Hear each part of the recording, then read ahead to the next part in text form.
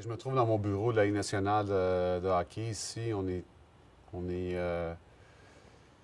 environ 600 employés. On a 4 étages. Moi, je n'étais jamais rentré dans le bureau de la Ligue nationale avant de travailler ici.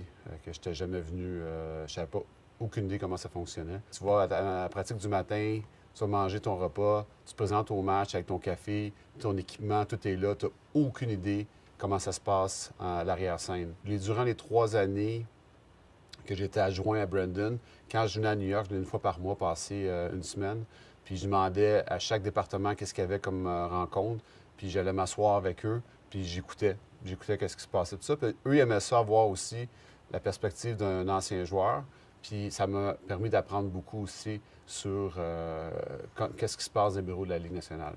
Si j'ai pas d'audience, d'habitude, je vais arriver ici vers entre 4 heures et 5 heures. Puis, dépendamment des matchs, à quelle heure ils se terminent, mais d'habitude, c'est entre minuit et demi puis 1h30 du matin. Dépendamment si c'est des matchs à 9h, 10h ou 10h30. Fait que, dans le fond, les gens qui travaillent avec moi, mais à place de commencer notre journée à 9h le matin, on commence notre journée à 5h le soir, puis jusqu'à 1h du matin. Fait que c'est ça nos soirées. J'invite beaucoup d'anciens joueurs à venir passer une soirée avec moi puis savoir comment ça se passe. Puis les joueurs ne réalisent pas comment on a d'angle de caméra, puis comment que les matchs sont regardés. Puis ils peuvent pas. C'est rare qu'ils vont. Ça arrive 99,9 du temps qu'on voit tout. Fait que ils voient la perspective que nous, on a, puis ils disent Ah, OK, on comprend maintenant pourquoi. Fait que quand ils passent une soirée, quand les anciens joueurs passent une soirée avec moi, ils comprennent encore mieux mon travail.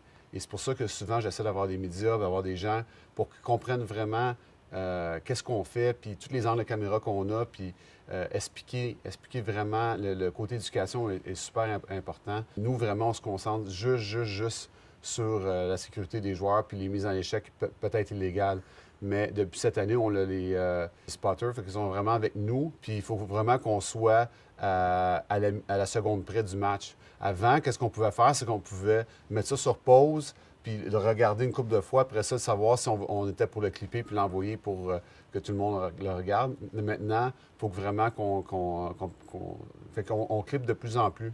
Cette année, on a plus de clips que l'année passée parce qu'on veut être certain qu'on manque rien. Puis, vu que les spotters sont là, il faut qu'on soit encore plus alerte, là.